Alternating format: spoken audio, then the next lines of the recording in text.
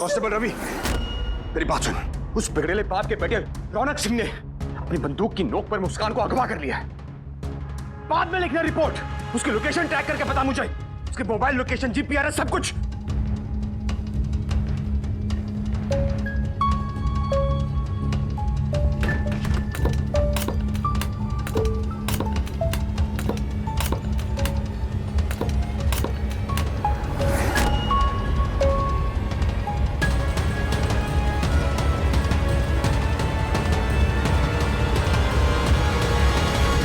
रौनक को देखना चाहती हैं? आइए आइए आइए आइए आइए आइए, चलो आइए।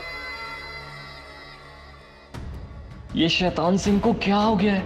ये भैया जी की पोल खुलवाने के पीछे क्यों पड़े? मैं क्या करूं? आइए आप सब लोग और खुद ही देख लीजिए, यहाँ है आपका रौनक।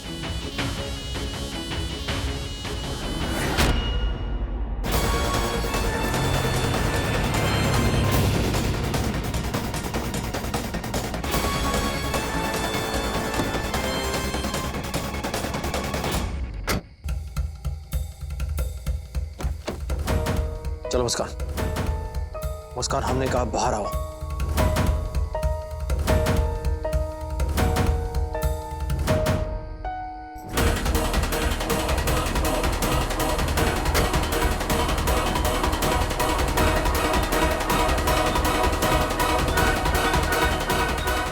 देखिए रौनक, चुप, बिल्कुल चुप।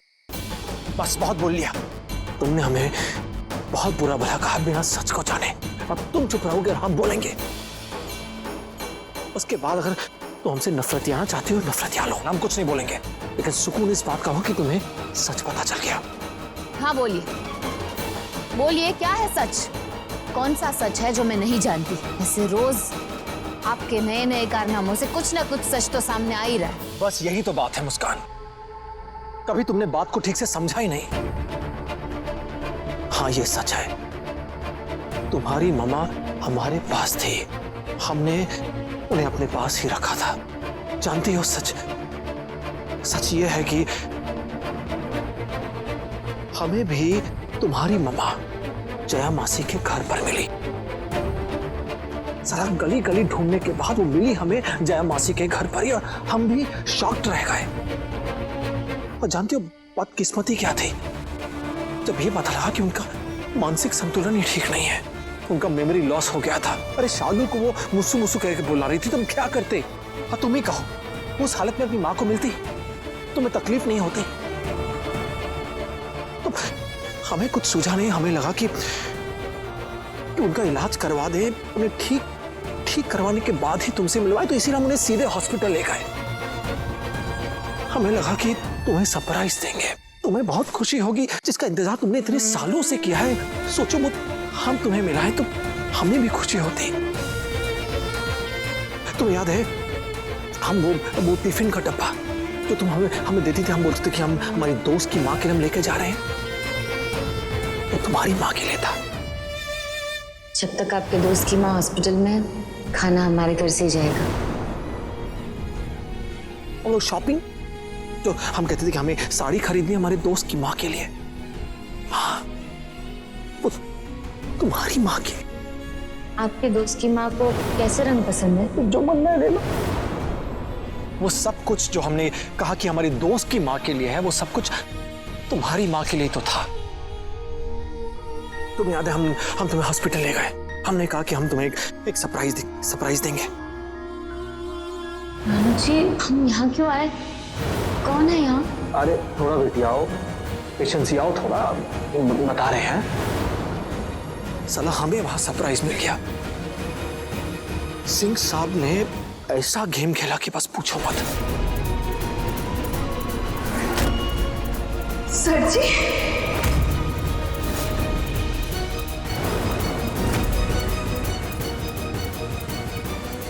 तुम दोनों ने आज तक बहुत नौटंकी की है ना, अब ये एक नौटंकी आपको मेरे कहने पे करनी पड़ेगी।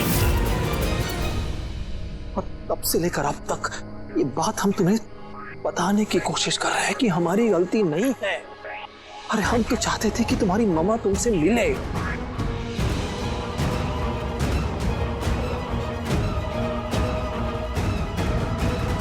आधे घंटे से वो दरवाजा खोल नहीं रहे। मैं नॉक कर करके थक गया हूँ गायत्री।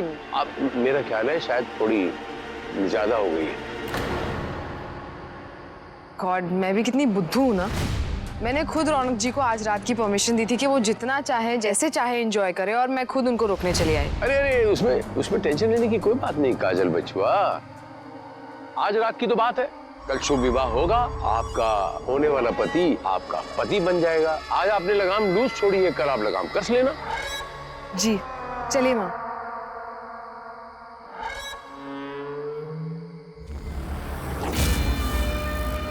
तीरथ सिंह जी, ये आखिरी रात ऐसी भारी न पड़ जाए कि मैं रौनक को उसके मंडप तक न पहुंचा पाऊं।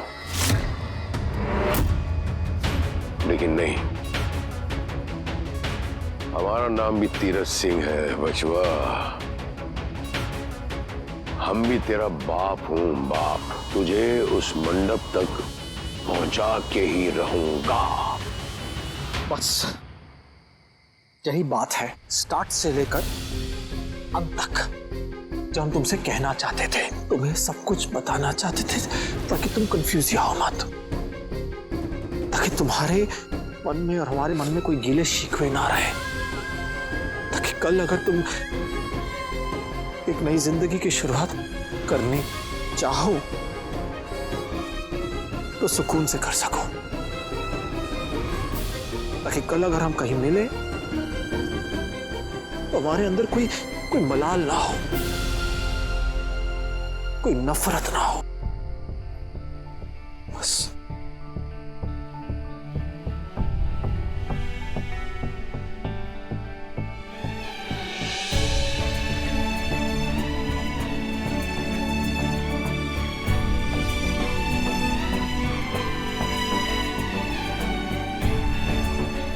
मानते हैं हम तुम्हारे गुनहगार हैं,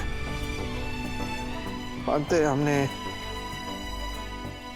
ये बात छिपा के रखी कि तुम्हारी मम्मा हमारे पास थी, लेकिन मुस्कान जो कुछ भी किया ना अच्छे मन से किया, नेक इरादे से किया।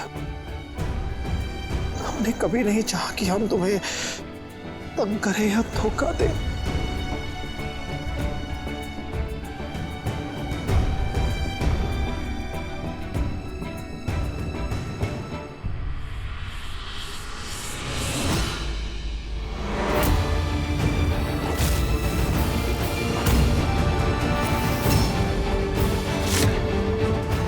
क्या हुआ? गलत काम है? इरादा ही तो नहीं समझ में आ रहा था आपका आज तक। आपने जो कुछ भी किया मेरे पीठ पीछे किया, मुझसे छुपा कर किया। अगर आपके इरादे नेक होते आप ऐसा नहीं करते। हर कदम पर मैंने आपका साथ दिया, इसमें भी आप मुझे अपने साथ रखते अगर आपके इरादे नेक होते। और आपका इरादा नेक था ही नहीं। मैंने हाथों से मम्मा के लिए टिफिन बनवाया, साड़ियाँ शॉपिंग करवाई, तो मुझे ही नहीं बताया। क्यों? क्योंकि आपका इरादा नेक था ही नहीं रौनक जी। अगर आपका इरादा नेक होता तो आप मुझे सब कुछ बता देते। पूरा विश्वास किया था मैंने आप पर, सच्चे दिल से। कोई रिश्ता ना होने के बावजूद भी आपके साथ रहती थी ना, हर कदम पर आपके साथ चलती थी। क्यों सब कुछ छुपाया मुझसे? क्योंकि आपको मुझ पर विश्वास ही नहीं था। अब तो ये भी कहेंगे कि मम्मा के सर पर जो आपने बंदूक रखी, उसके पीछे भी आपका इरादा नेक था। इतने लोगों की जान लेने के लिए आप तैयार हो गए थे, फिर भी आपका इरादा नेक था। अब मैं आपको अच्छी तरह से जान गई हूं कि बात मनवाने के लिए आप किसी भी हद को पार कर सकते हैं। किसी भी हद तक क्या, आपके और आपके पूजनीय पिताजी के लिए कोई हदें बनी ही नहीं है। अच्छी तरह से समझ गई हूं मैं आपके नेक इरादों को। सब कुछ आपकी सोची समझी साजिश थी, ताकि आप अपने पिताजी के सामने हीरो बन सके। क्या बोल रही हो? अरे तुम फिर से मिस्टेक क्या रही हो?